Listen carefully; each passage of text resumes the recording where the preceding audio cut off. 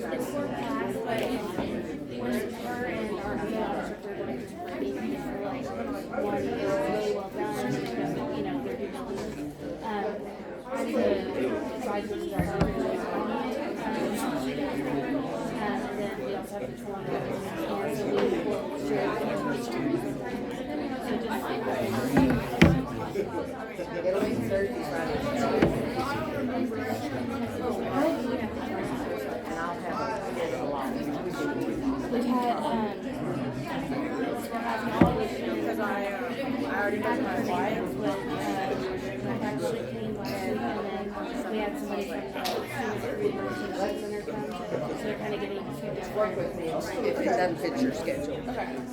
I can always change it too, but. Good morning. If anyone else wants to bring your phone down for recording, if you're close enough, you can just keep it on your desk.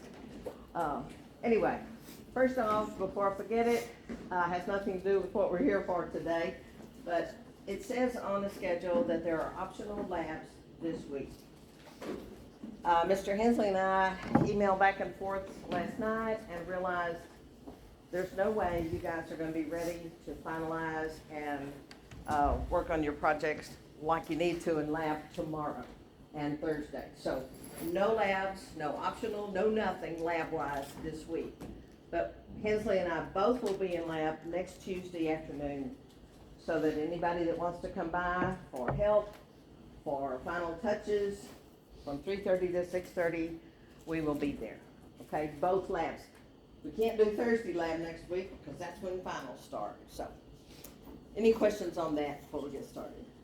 No labs this week, optional or otherwise.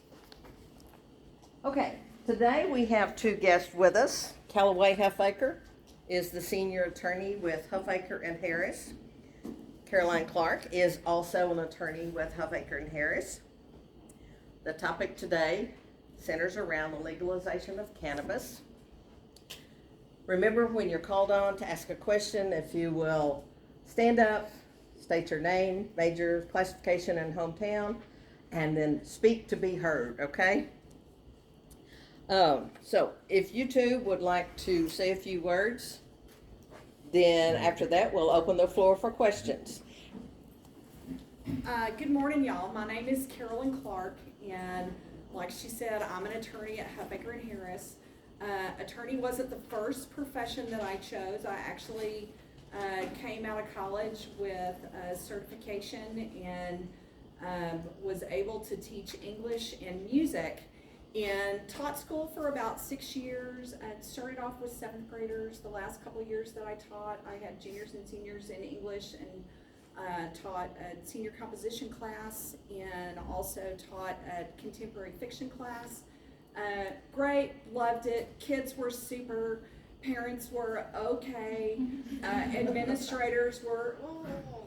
So my husband was in law school at the time, and I'd been around him enough his first year of law school that I started thinking long about his second year. I've seen some of the knuckleheads in his class. If they can do it, I can do it. So that's when I decided it was time for me to change professions. Probably also a good thing. I don't think that I could have been a lifetime teacher.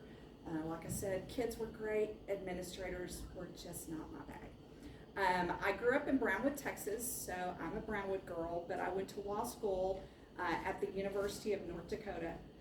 Fun fact, there is one professor that I know of today over at the law school that taught law school at the University of North Dakota when I was a student there. So, fun fact.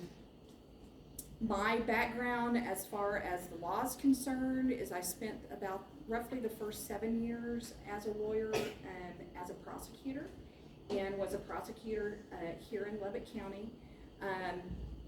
Now I practice criminal defense, and along with a variety of other legal things that we do with Huffaker and Harris. But I've spent most of my professional career dealing with criminal defense. Thank you. Good morning. I'm Callaway Huffaker. I've been practicing law in lovely downtown Tahoka for 35 years now. My family were farmers, ranchers, and lawyers, and that's what I do. I practice law, and I practice law to cover my farming and ranching habits. And so I've been there in Tahoka my entire career. I graduated from Texas Tech in 1983. My claim to fame when I was here, I was rated red. And so I was a saddle tramp, and I was probably the largest rated red that had ever worn the costume that I worn. And so that's about the only thing I can tell you that I've done in my career that's worthy, but that's one of the best times I ever had, and can tell you lots of fun stories. Our firm is made up of 4 attorneys, myself and Carolyn and 2 others, and we just hired another one that's going to be coming on, so we'll have 5 attorneys in our office. We currently have about 25 staff total. For small town, that's a pretty good sized law firm. I don't know how many of you are from small towns, but law practice in small towns is becoming a thing of the past, because most people are becoming specialized. Our office is very general. We do everything from criminal to family to estate, a lot of ag litigation, and currently right now I'm doing a lot of renewable energy work for landowners, solar, wind, those kinds of things. And so that's kind of a little bit about our office and who we are. Our topic today, I understand, is legalization of marijuana. I've got a very strong opinion to that, and I'll let y'all develop that as we go along. But I can tell you that in our office, we deal with the bad side of it. And I'm not very shy about voicing my opinion. It's something that we don't need in our country. It's something that will cause our country to slip further down in our world rankings as far as I'm concerned. Something that we don't need in our communities, our kids, our families, all those things. And so look forward to your questions. Who has the first question? Yes, ma'am. Kate Sauter, Lubbock, junior agricultural communications major. So would you say that, you're against legalization of marijuana, right? Would you say that the marijuana currently running the streets illegally doesn't already put a strain on this country, and then legalizing it would help provide a safer way to manage the distribution of weed? I agree with your point. There's a lot of stuff out there that I think a lot of the industry as a whole would be better if there was a decriminalization of cannabis as a whole, mainly because I think there is a huge medical benefit that has yet to go thoroughly untapped, mainly because when people think of it, they only think of the bad side of it, instead of, we have this out here, we know that it's out there, what can we do in order to regulate it, oversee it, put the FDA in charge of it do medical research, conduct clinical trials, do something with it so that we know what we have. I think a lot of people don't really know what we have. They just see all you see are the people who are getting arrested for possession. Occasionally you'll see somebody getting arrested for delivery. We're seeing the criminal side of it, but I think there's so much more that needs to be explored as far as what good could come of it if we actually took the product and were able to do complete research on it with clinical trials to be able to determine what we could do with it. I'm gonna speak against that. Besides my paycheck. Just because something's legal doesn't make it, something that we want in our society. What is the purpose of it, first of all? Is purpose going to be for, medical reasons, or is it gonna be for recreational reasons, okay?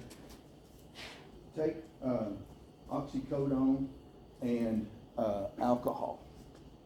Alcohol and oxycodone are both perfectly legal under certain circumstances. If we're gonna take marijuana to that extent, then we've got to have the research to back it up. We've got to have everything that goes along with it to utilize it within our society, that it does not harm society. Oxycodone and alcohol are something we deal with daily in our office. It's either a divorce, it's somebody losing their job, somebody cannot obtain a job, or somebody is going to jail because of abusing those substances.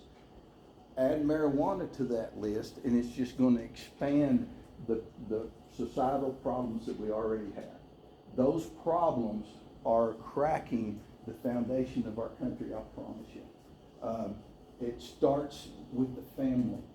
The families are becoming a thing of the past because people are not committed to relationships. They're not committed to their family structure, and you add these substances into that factor, it just compounds it and further degrades what we have in our society that holds us together and makes us great. And I just think that you add that without extreme structure, you're just asking for more problems. Next question? I will say that of the two things that he mentioned, those are products that are regulated by another industry. They're not just out on the market. And for those people who are abusing oxycodone, the thing to do is not to say, okay, we're gonna criminalize it. The thing to do is we're just gonna make sure that we are watching the people who have access to that. And yes, indeed, make it criminal to abuse prescription medication. So I think that with changing the structure of how we're dealing with marijuana and considering decriminalization, I think that there are avenues that can still be put in place to assist with abuse, just like there are avenues in place to assist with abuse with alcohol and with abuse of pain medication. But with all that being said, just to give you all time to think of another question, I do think it's important for you to be thinking about the fact that marijuana, as it stands right now today in Texas, is illegal. And there are a lot of people who think, well, good grief, if it's okay everywhere else, then it's not such a big deal here. And what I see a lot criminally is the impact of marijuana and THC products that come through the court system. People who come to me and say, you know, Carolyn, I have an issue. This morning, I was having to deal with an issue with a client who tested positive on a hair follicle test for THC, and he tested positive not because he's a user, but because he picked up a product that had CBD oil in it, and it was a hand lotion. And the use of that lotion caused him to test hot on a hair follicle test. So, you know, you gotta think about that. But, you know, we see those people who feel very strongly about the gummies that they picked up in Colorado. That they're driving back through Tahoka on their way down to San Antonio, and they get stopped. As they pay us $5,000 to represent Right, them. as they pay us to represent them, to help them, because they bought something legally somewhere else, but the second it comes over the border, it becomes something that's illegal that they can be prosecuted on. And because of the weight of it, it's considered to be a controlled substance felony. So it's not like a little, you know, I had a joint, it's not a big deal. No, we're seeing it, they're marketing it in a quantity that could cause some real damage, as far as to your criminal history. Like Cal said, you have to pay a lawyer to represent you, you're gonna have to pay your bonding company. After you've got somebody to represent you, let's say they place you on a pretrial diversion or a deferred adjudication or on just straight probation, then you're gonna have to pay your probation officer a fee of $60 a month to oversee your probation. Then you're gonna have to worry about paying somebody when they call you up and they say, it's test time, it's time for you to run right down there and take your test. Then you're gonna have to pay for the test. I have a client that is gonna have to test with a hair follicle test, which is a very expensive test. As part of his plea, he's gonna have to test once every 3 months. And that's cha-ching, that's a very expensive cost. Then after it's all said and done with, let's say you get a pretrial diversion, then you're gonna need to pay a lawyer to be able to expunge that from your record. So that's an additional cost on top of that. So whereas you may see in bigger communities, they may not be prosecuting marijuana in the same way that they might prosecute it in Lubbock County or in Lynn County. We have a little saying that's called, you may beat the rat, but you won't beat the ride. You know, you're still gonna have to go through the entire process of that. And then you've got your record, it hasn't been expunged, then you decide you wanna apply for nursing school. Guess what? You're not gonna be able to make that lifelong dream of being a nurse happen, because they're gonna flag you because you have an issue with a controlled substance. And believe it or not, marijuana is considered to be a controlled substance.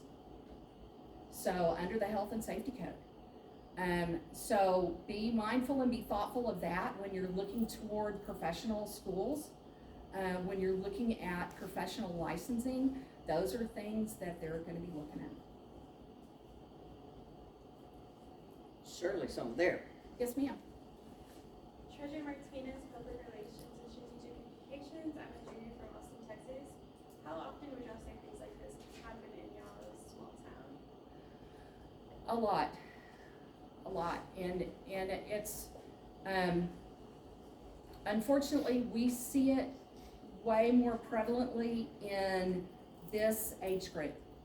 25 years of age or younger, accounts for over 50% of marijuana arrests for possession. And because of that, we see quite a bit. It's an easy charge. And as a criminal defense attorney, I try to make it not quite so easy, because that's my job, to be an advocate for my client. It did get a little easier when they changed the law a few years ago, and they started distinguishing based on the percentage amount of THC And then it became if it's less than 0.3%, then it's considered hemp. And then the argument then becomes, well, then how do you prove it's marijuana and not hemp that somebody's in possession of? And how do you test that in the lab when the main lab in Texas for the Department of Public Safety says, you know, don't send your marijuana here for your less than 2 ounces, because we don't have the resources. And I get that, but that's the problem in rural communities, is then they have to consider, okay, now we need to send this to a private lab, and the county has to fund the cost of a private lab, and it overall becomes a big problem. In our office, we deal with, all of basically West Texas, so we're all over. But, it's fairly standard across our practice area, which is Amarillo to Odessa to Dallas, that area. We see, a variety of individuals, even though most of them may be younger, coming back from vacation in Colorado, New Mexico, Oklahoma, wherever, coming through and get stopped, and next thing you know, they've got a felony charge because they've got 2 bottles of oil, or a pound of brownies, or a couple bags of gummies or whatever, and Wax. next thing you know, we're in the district court dealing with things that will adversely affect that individual for their lifetime. We've had everything from students to bankers to nurses to lawyers, you name it. It cuts across the whole gamut.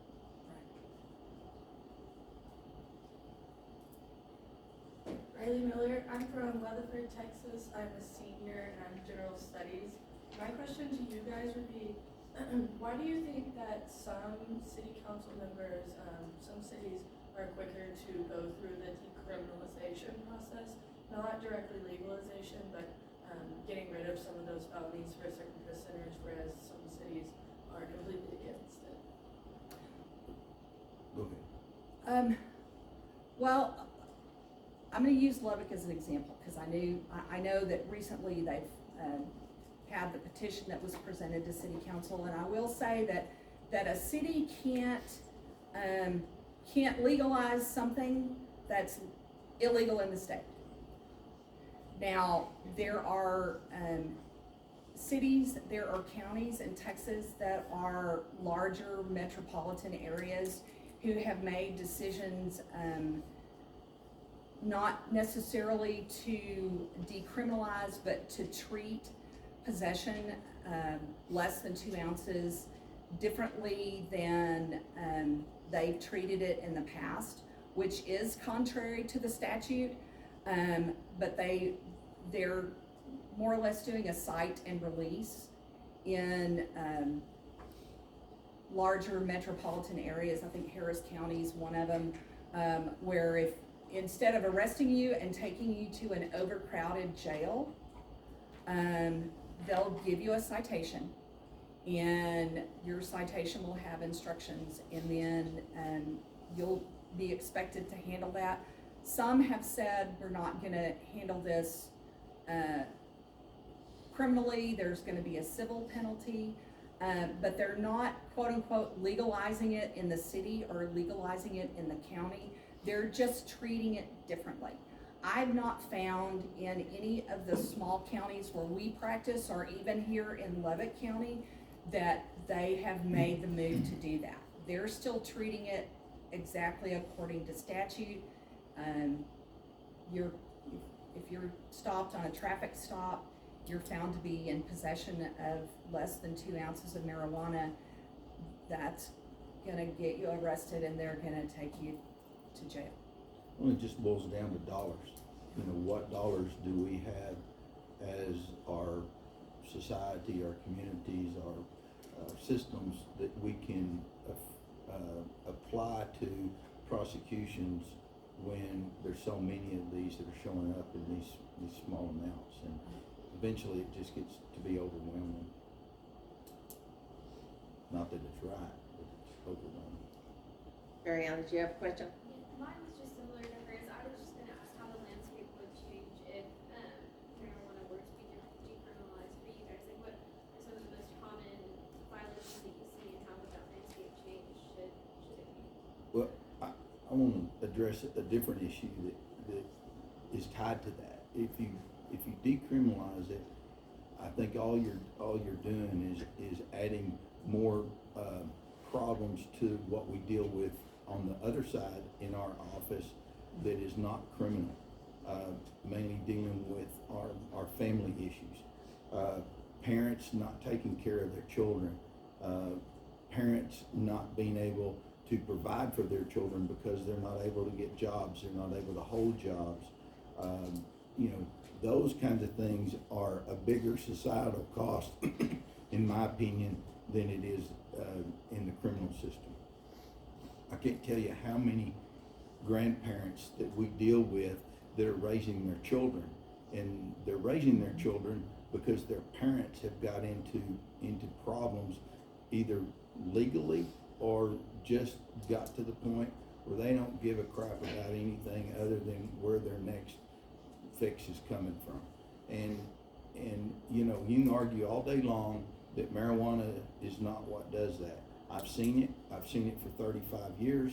Marijuana does not affect everybody the same, but marijuana has a high tendency of getting a person to a point where they cannot reach the same high that they're wanting from that drug, that they step to the next one.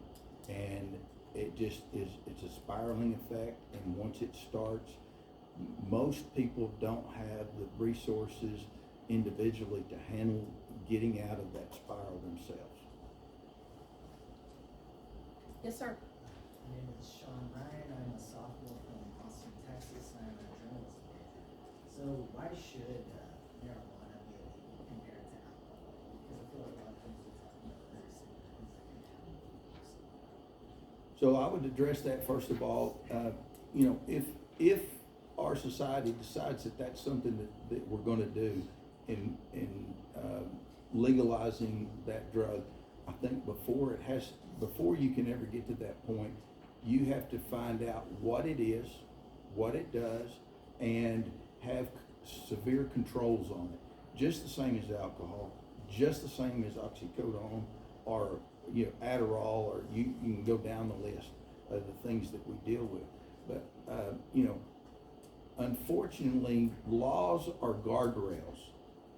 Laws are not intended to take away our rights. It's to give us protections, and it may be protections against ourselves, but I think more so it's protections against others.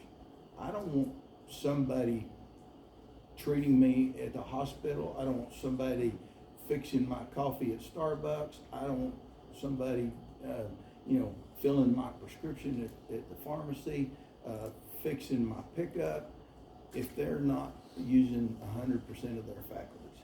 And, unfortunately, right now, what we're dealing with is an uncontrolled substance that, is being sold with no guardrails whatsoever, and those substances may portray themselves as having certain properties, certain chemicals, those kinds of things, but there is no oversight, no FDA approval, nothing like that tells us what we're ingesting. And why in the hell would you ingest something that you don't know what it is? It just doesn't make sense. Y'all are smart, y'all are intelligent. Why would you even think that was something that you wanted to do? It just doesn't make sense to me. But I deal with it day in and day out. Yes, ma'am. Kate Sauter, Junior, agricultural communications major. So because of the lack of research and because we can't research a illegal drug, shouldn't we therefore legalize it so that we can put the research in it and then provide those safeguards around marijuana? So I think if you look at it in that we're not going to research a criminalized substance, then the proponents who are, trying to put forth the legalization of this substance, put your money where your mouth is. Take it out, test it, get it where it needs to be, and make that decision. Get the information to back up your position. At this point, we don't have that. It's strictly a free-for-all out there. And we've had all kinds of different things come in. I've had clients that have tried it, and it has no effect, none whatsoever.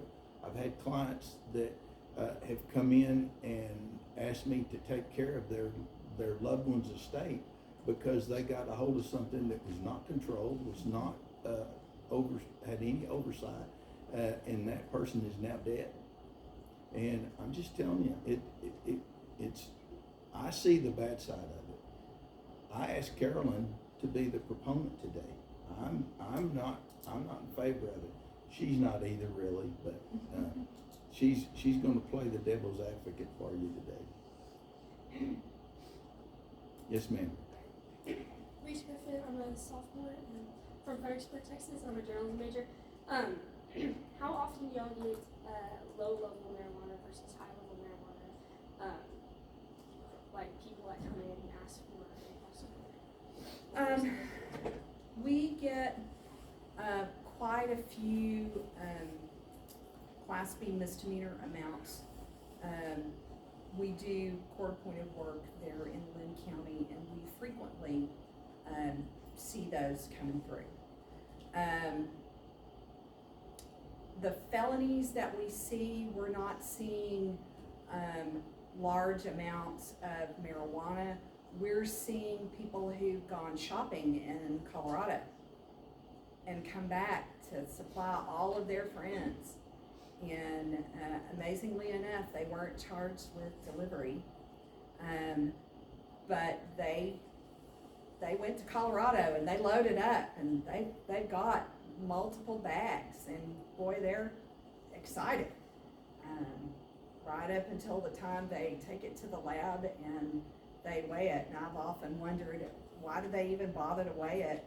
Because it says on the package exactly how much is in there.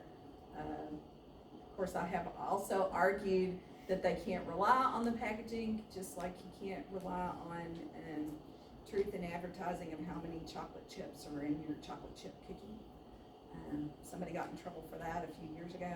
So truth in advertising, I'm glad that there's a lab out there that's going to test it to make sure that it's exactly the amount. But yeah, those are the ones that we see. We're not seeing loose leaf felony amounts. We're seeing something that has been commercially packaged, purchased in another state, driving through Lynn County. And we've got a guy in another county that is in his late 60s, has been stopped in the same community twice. First time, the officer asked him if he had anything that he had brought from Colorado, and he said yes, and it was oil for his son who's suffering from cancer. They charged him with a felony. He went back and got some more. Guess who stopped him the next time? The same officer. 2 felonies now.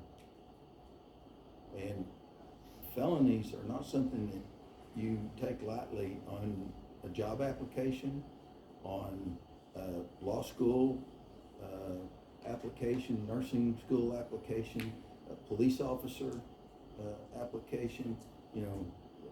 You're scratching your name off that list. So just be aware of that. You can go to all those fun places and partake all you want, but I'm just telling you, come back into Texas, life's a different story. Yes, ma'am. Sorry, one more. So what would be a fix for that? If they're desperate enough to risk getting another felony or a felony in the first place, what could be a fix for that if it is such a desired need for a cancer patient or medical marijuana use or an oil or something for them? Well, we do have medical marijuana. Right, we have a compassionate use law, and ironically enough, we actually had a criminal client who who had a medical marijuana use card from a physician. And that was something that, you know, we were like, okay, we're just gonna kind of keep this in our hip pocket for now. But it was something that would definitely have played into our negotiations, was the fact that he already had a medical marijuana use prescription from a doctor because he suffered from post-traumatic stress disorder. I am not aware of how Texas law shakes out as far as the use of marijuana for people undergoing chemotherapy. I do know that it assists with nausea. It assists with weight gain because it gives them the ability to actually intake food and keep food in. I know that it has benefited in chemotherapy treatment. I don't know where Texas shakes out on somebody who goes across the border and buys oil to assist somebody that has a cancer diagnosis. I don't know that. Well, it's illegal right now, that's where it's at. Yes, ma'am? So my question, I know that like in Nevada, the dispensaries kind of work on a like cash basis just because they're fighting like obviously the national regulations. How do hemp dispensaries in Texas work here, like legally, I guess? What kind of is the grounds around that? Because it's gotta be a gray area, I'm sure. I don't really know the answer to that because I don't know. I have a kiddo that goes to school in Oklahoma. And one of the things that I noticed when I went to Norman the first time is there's a dispensary everywhere you look in Norman. I mean, you can't swing a dead cat without hitting a dispensary. They are everywhere, on every corner, just off campus, all around town. They are everywhere. And you don't see that here. And I know that there are places here that don't necessarily market the product that they have, but I also know that they are carefully watched to make sure that what they're selling is what falls under the statute as being okay. And you know, the big distinguishing factor between marijuana and hemp is that percentage. And you know, I don't know how it is that they would be able to go in and say, oh, that tests less than 0.3% for what you have in your dispensary, and that's okay. I don't know how they test that. You know, they arrest somebody on the side of the road, I don't know how they're making that call either. My name is Alana Campbell. I'm a senior double major in animal science and ag comm from Albany, Texas. As someone who's also from a rural community, I know that about farming, and since y'all also practice ag law, how do you see legalization affecting the agricultural community, like commodity-wise? So I think if you've been here in Lubbock at all in the last few years, you've heard about hemp farmers here in our area. There's a big push for that, and there's quite a few growers down our way that put hemp in, and they ended up, you know, holding the bag because the market fell apart and they weren't able to market it, and so they ended up losing that income. Now, I think again you've got to put the cart before the horse.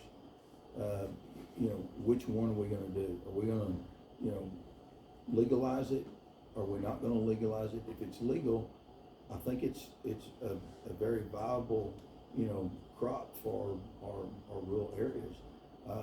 But I've had the privilege to tour a marijuana farm in Colorado a few years ago, and this farm grew for Willie Nelson's grant, and I can tell you that the young man who was a master in geology from the Colorado School of Mines was making millions of dollars at that farm, and he's now in the federal penitentiary.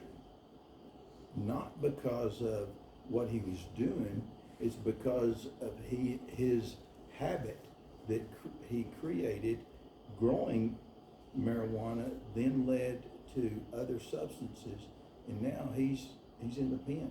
He's probably gonna be in the pen for, next 15, 20 years. But I'm just telling you, there may be some good things, but we're not there yet. And there's good things about alcohol. There's good things about oxycodone, Adderall, these other substances. But they have been researched and looked into, and we know what those substances are capable of and what they do. We're not there yet on this other. We're way behind. And you can argue all day long that it has to be legal before we can research it. No, it doesn't. You can research it. There's millions and millions of dollars out there of people that are supporting this substance. All they gotta do is do it the right way. Don't come in the back door, in my opinion. Yes, ma'am. Kendall Smith, agricultural major, or agricultural communications major, senior. Why don't we look into marijuana and stuff more? Because you were just saying that we're not there yet, but we've been there. It's been around forever. The alcohol has been around forever, and our technology. So we're making drugs in a lab that no one would have thought we could ever make. Why are we not focusing on the natural, looking into those things, and we're just handing out Advil and opioids? I can't really answer that question other than you see how we do things in society quite often. It's sometimes backwards to logic. And I think that's what we're dealing with here today, that we're talking about something that may have some benefit. I'm not saying it doesn't, but we're going about it in the wrong direction. We need to look at it first as to what are the benefits, how are those benefits derived, what limitations do we need to put on it, and under what circumstances are we going to allow it to be used? Same thing that we see in these others. But opium was illegal for years. That's what the opioids are. Alcohol was illegal for years, but now we've got structure, we've got parameters, we've got those guardrails. And even with those parameters and those guardrails, we see people in our office that are suffering from the consequences of those substances, even with those guardrails in place. What are we going to see if we allow this substance to be handed out like, Miss Baird's bread, if we don't have those guardrails and protections in place? Texas is kind of slow. And it's because Texas is cautious, and we've always been a very cautious state. I think we are slowly but surely working our way toward that. Just this year, there was a House bill that was introduced that would have decriminalized possession of marijuana less than 2 ounces for those people who were adults over the age of 21. That got some traction and then died off, but that was a pretty bold bill for a very conservative state.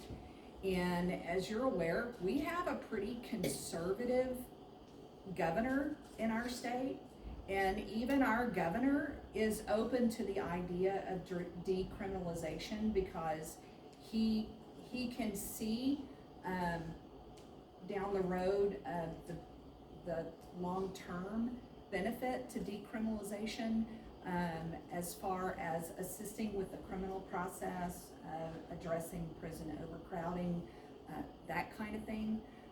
So I think Texas is slowly but surely moving that direction. It is glacier pace, but you know, this all started up in like the 1930s, so it's not going to be something that we're going to be willing to just shake loose from just on a whim. It's going to take a while, and I do know that the laws have changed significantly dealing with marijuana just since the late 60s, early 70s to today. You know, what was a felony amount back, 50 years ago is treated much differently today. But like I said, it's just that snail's pace, conservative Texas. I think we've got time for one more good question. My name is Nate Ziegner. I'm a communication studies major and a junior from Lubbock, Texas. A lot of the research I've found upon addiction rates and the ability to come out of that is for urban areas. Can you kind of speak on what you've experienced maybe in the more rural setting when it comes to addiction and the ability for people to overcome that with marijuana? I would start that with saying, first of all, just like alcohol, I don't think marijuana is always addictive. I think it is dependent upon the individual. The second part of that is that if you think that a urban setting has resources, then you need to look at a rural setting as having far less resources. We just are lacking in health care, mental care, counseling, all of those services. When you get outside of our urban areas in Texas, they're lacking, and I don't see that changing anytime soon. Our mental system in Texas is in shambles. It's horrible, and I think a lot of what we're talking about is individuals that can or cannot handle things, and a lot of that is dealing with mental issues as much as addiction issues. People seem to self-medicate other issues, and with alcohol, these other substances. What would you like to add we haven't asked about? Well, I want to close with just giving you a little word of advice. You know, when you walk out of Texas Tech University, you're going to have the opportunity that Carolyn and I, or Miss Edwards, never did. This world right now is so full of things that you can do to make a living that are great and wonderful. But I'm just telling you that the people that you're going to be working with and the people that you're going to be working for do not look favorably on use of these substances. If it comes up on your job description, your resume, those kinds of things, I'm just telling you, it's going to hurt you, and you don't need that, nor do you need a DWI.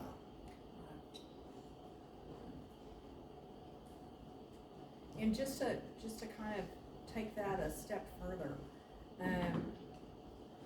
as I mentioned earlier, regardless of how I feel about it, or how Callaway feels about it, or how you individually feel about it, the fact remains that it's illegal in Texas. And, you know, it's gonna be a gamble. Anytime you make that decision to ignore any law in the state, and you decide, oh, I'm gonna do this because I think it's okay.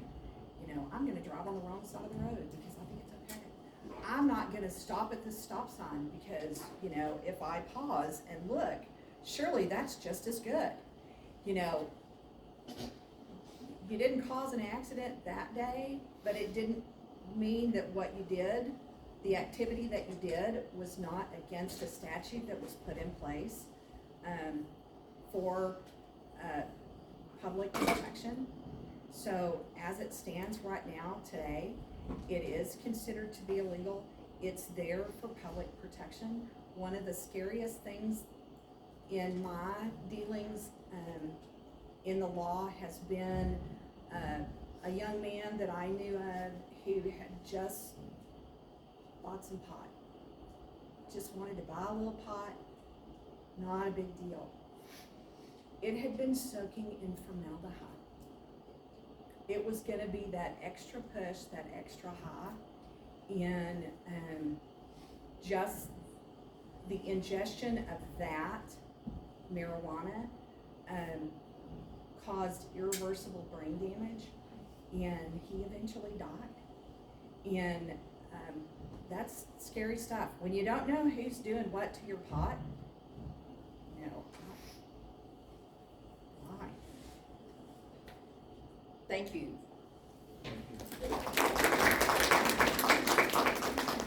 We ran off from the office we brought some stuff to give you, so I'm gonna give it to Ms. Edwards. She'll bring it to you, some pens and giveaway stuff, and, we want to tell you thank you for allowing us to come speak with you this morning, and we enjoyed it. Thank you. Thank y'all. I'll try to get that back to you. Okay. I have- Okay.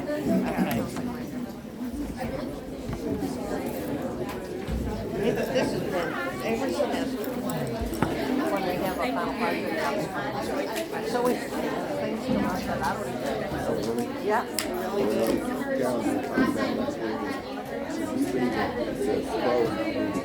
I was thinking, I thought, I got this plan. Come on. Hi, I'm Elaine Hank.